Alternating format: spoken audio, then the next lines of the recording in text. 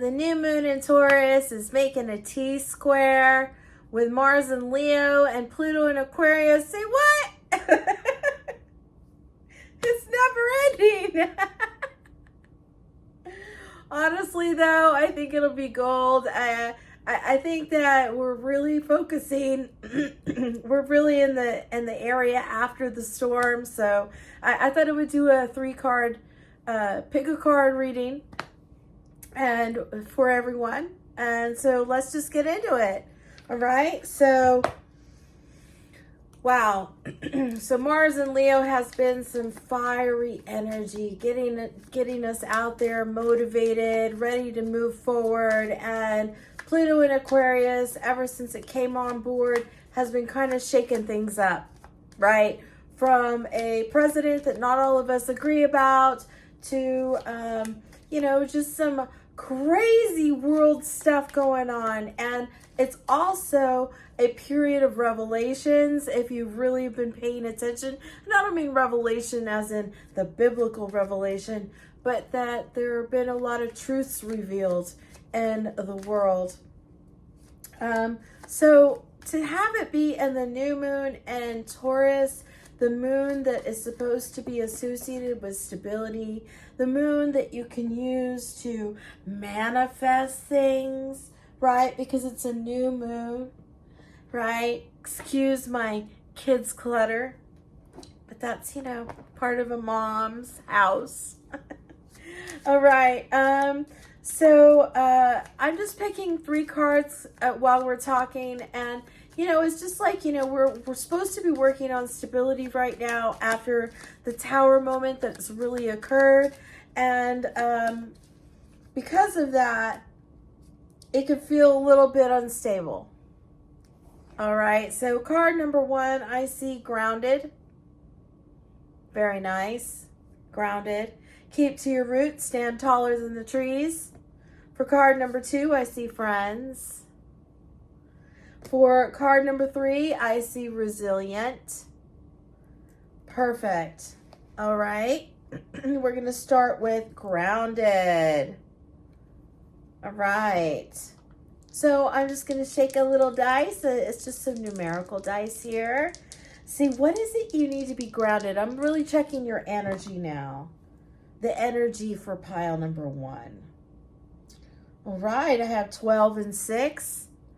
12 and 6 is at 18, which is really 9. You're at the finish line. Wondering, like, what now? Things are coming in for you. Things are definitely coming in. So let's see what wants to come out in tarot. I'm going to pull a tarot card for you. There she is. Ooh, 10 of Cups. That's pure happiness. That's joy. That's emotional fulfillment. That's wish fulfillment. That's beautiful. You have been staying grounded. You've really been focused on finishing up, getting all your, T's crossed and I's dotted, making sure that you had everything ready to go, making sure that you were being that stable person already. And here you are at the moon in Taurus, and you're being asked to celebrate where you are.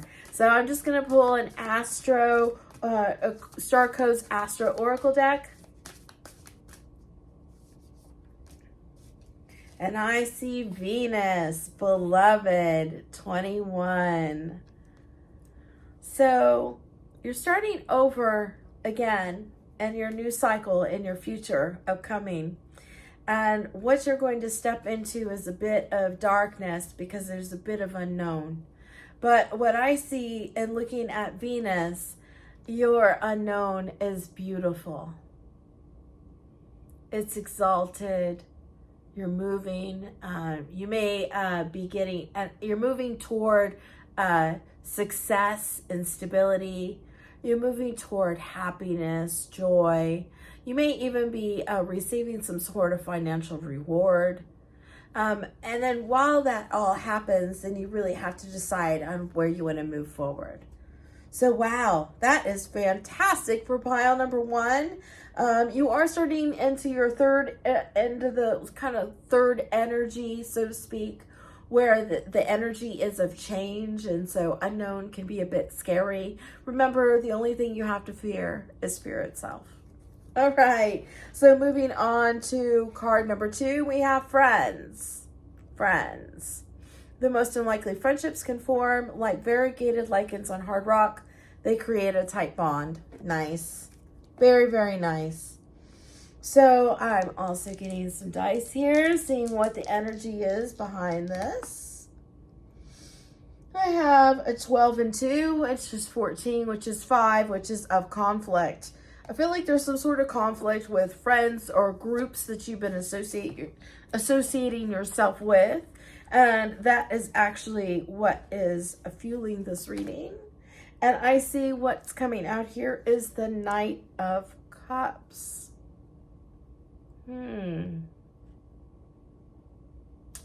This is really interesting to me because I'm really getting an energy of someone who's always out for kind of herself. Someone who is a fiery individual. Someone who really goes to fight and battle for what they want. Someone who is really following their dreams, following their heart, but can kind of step on people on the way, unintentionally or intentionally.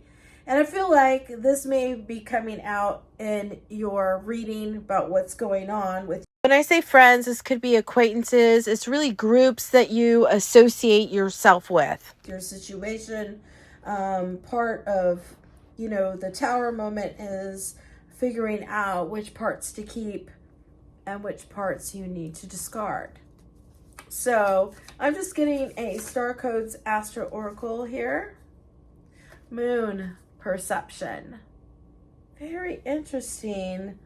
Lots of blues. So this is a quite emotional, an emotional situation that you're going through. And I'm so sorry for all of the angst I feel off of this. It's almost like I feel like a certain group has alienated you in some way, or a particular person in the group is kind of souring the entire group.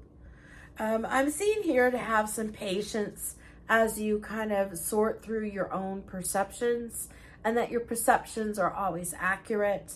You are receiving something like a receiver, right? You're receiving the information from the antenna that you have.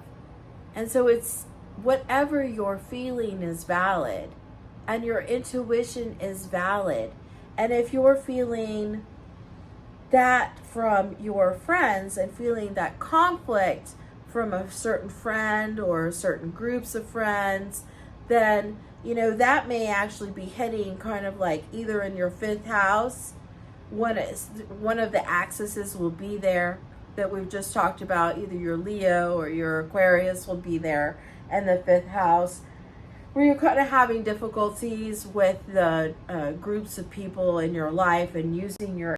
I keep touching my nose like someone's talking about you. Inner knowing to kind of, if it's an Aquarius, using your inner knowing to kind of move you in the right direction. If it's in Leo, then your heart may be broken, right? Or you maybe just don't like them anyway, so who cares? But Leo can totally be like that. But either way, you're being asked to kind of follow your heart in the situation. You know what is really going on there, even though you may not really know.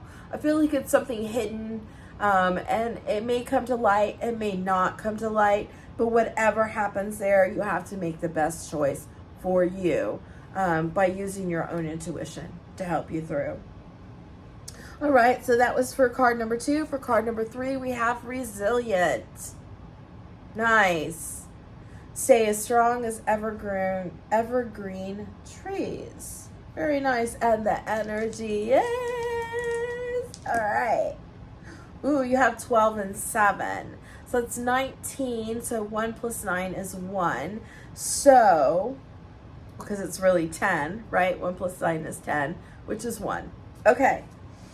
So I'm definitely seeing that you're having to be resilient on the solo by yourself, which, you know, has maybe the only person you can depend on is yourself. But I see that definitely coming out. So let's see what your tarot card is. I accidentally pulled up the oracle cards first, but we got it. Okay. Oh, yes, the Hermit. Oh, okay. So you're being called to like really like be resilient, stay strong. Maybe you need to go and have some hermit time in some foresty areas. I've actually been kind of looking in the Texas area at some different free campsites that you can go to. It's really great. I don't know why more people don't utilize the free campsites. Some of these are fantastic. I mean, they're not perfect, but it's free. And if you really need to get away and you don't have a lot of money except for gas money, why not, right? So the Hermit here is really being asked to really sit with the wounds, whatever the wounds are from the situation that happened where the Tower moment and everything kind of collapsed. You're being asked to kind of sit with that and say, okay, what now? What is there that it can teach me? What wounds did it trigger? How can I look at the wounds in a little bit different way, so that I can become stronger from the wounds that are there, right? How can I be stronger? How can I heal them, right? How can I become more resilient, right? And I feel like you're at the beginning of that journey for yourself, of really like having to sit with it. And so you're at the beginning of all of that, and your self-image, you're trying to rebuild your self-image at this time, right? So I see there's a lot of balance that has to happen there, where things have been off kilter for a little bit. I'm feeling like you haven't been putting yourself first, and you need to really work on that.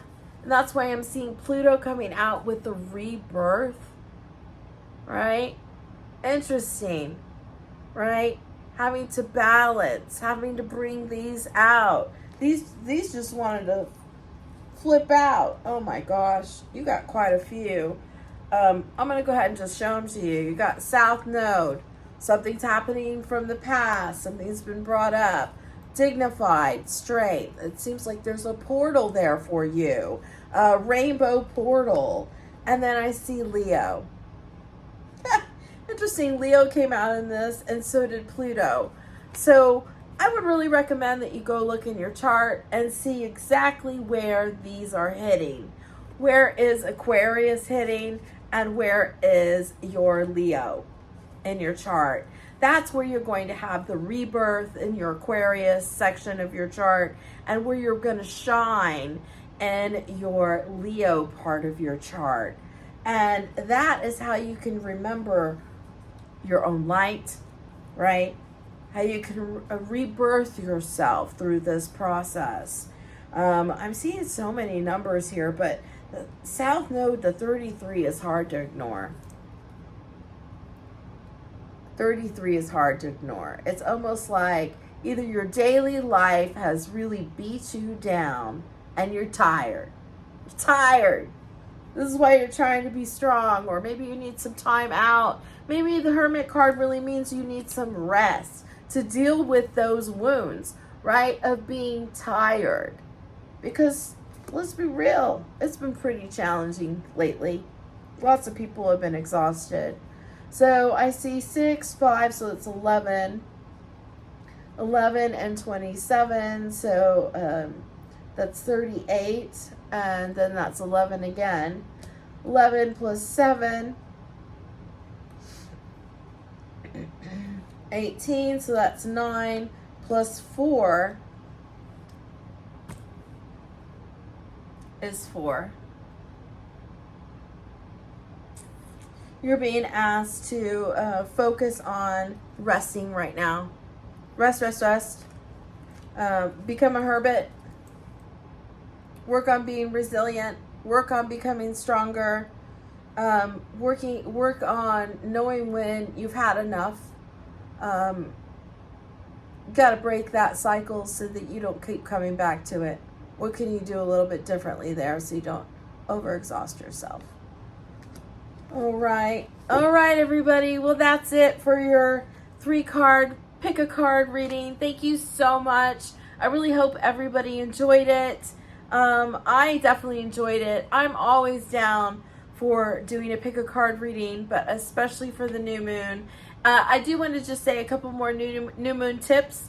Go out and make some moon water, even if it's not a full moon. It doesn't matter, especially if you're going to manifest something and you'd like to manifest something for your future. This is a really good time because you can keep that kind of like as your intention water, right? So you're making an intention to remember to keep yourself purified so you can move again, so you can move quicker towards your manifestation, right? Okay, everyone. Thanks for being here, and I hope to see you the next time. Bye.